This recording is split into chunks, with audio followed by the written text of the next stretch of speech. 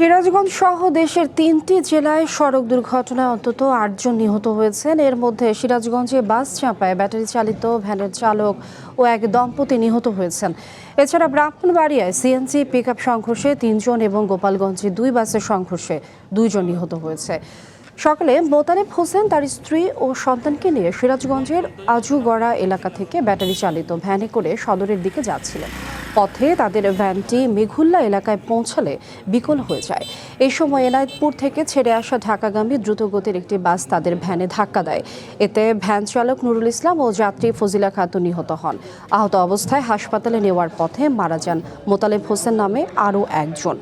এদিকে ব্রাহ্মণবাড়িয়ায় CNG pickup সংঘর্ষে ৩ জন এবং গোপালগঞ্জে 2 বাসের সংঘর্ষে 2 জন নিহত হয়েছে। আহত হয়েছেন অন্তত 25 জন।